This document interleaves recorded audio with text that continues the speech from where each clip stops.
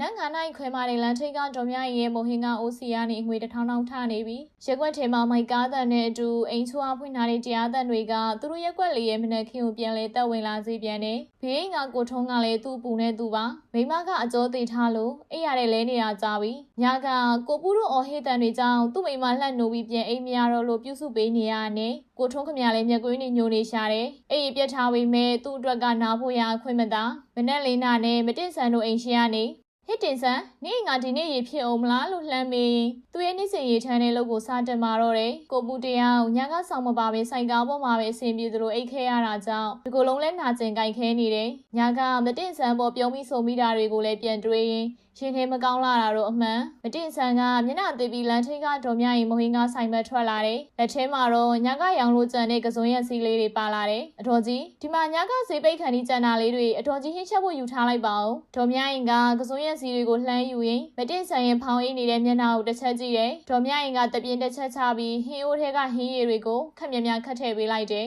ရော့တင်ဆန်ဒါကလေးတွေမဟင်းကနှစ်ပွဲစာနင်ပေးတဲ့ကစုံရက်ဖိုးနဲ့အလဲလဲပေါ့အေးညကလည်းနင်တို့လင်များစုညံနေရနဲ့ခလေးလေကောင်းကောင်းအိပ်ရမှာမဟုတ်ဘူးအခုမနှက်စာလေးတော့တေချာဘိုက်ဝအောင်ကျွေးလိုက်အောင်ပစံတော့နောက်မှအေးဆေးရှင်းမော့ရေမတင်ဆန်ရဲ့ရင်ထဲမှာစိုးတက်လာတယ်သူတို့ဟာငွေကြေးဆင်းရဲကြပြီမဲ့တယောက်ဒုက္ခကိုတယောက်ကတော့မြင်သာကြဆက်မြဲအပြန်လန်ဆိုတဲ့အသည့်တရားလေးကသူမရဲ့တိတ်ခါကိုမထိခိုက်စေပဲအိမ်ကြီးချင်းရဲ့ຫນွေထွေးမှုကိုခံစားလိုက်ရတာပါဒေါ်မြရင်ကလည်းမတင်ဆန်အားငယ်မှာဆိုလို့သူမပေးတဲ့ကစုံရက်ကိုချက်ချင်းလက်ခံပြီးအလဲလဲလုပ်ပေးလိုက်ခြင်းသာဖြစ်တယ်ကိုပူကထိုင်နေသူ့ရဲ့လက်ဖွားချမ်းကြီးတွေကိုထိုင်ကြည့်နေစဉ်မတင်ဆန်ကဈေးပန်းပြေရင်ကိုပူအတွက်ထမင်းကြိုက်လေးကိုလာပေးတယ်ကဲသွားတော့ကလေးတွေကြောင်းလာခါအတွက်ဒီနေ့တော့ရှင်ခါချီအောင်နေအောင်မဖြစ်မယ်လို့မတင်ဆန်ကလေးတန်းအေးအေးလေးနဲ့ပြောတယ်ရန်ဖြစ်လိုက်ပြန်ချစ်လိုက်ပြန်ကူညီလိုက်နဲ့ဒါဟာသူတို့လိုစင်ကြီးဖုံးပွားတွေရဲ့တန်တရားပဲလေကိုပူဆိုင်ကားကိတ်ကိုထွက်လာချိန်မှာတော့ထူးထူးခြားခြားကားအကောင်းစားကြီးတစ်စီးကသူတို့လမ်းကြားထဲကိုဝင်လာတာကိုမြင်လိုက်ရတယ်ကားပေါ်ကလူတယောက်ဆင်းလာပြီးကိုပူကိုလှမ်းမေးတယ်အကိုကြီးဒီရက်ွက်ထဲမှာဦးဆန်ဖေဆိုတဲ့လူကြီးအိမ်ကိုသိလားကျွန်တော်တို့ကသူ့စီအောင်မွေကိစ္စနဲ့လာရှာရတာပါ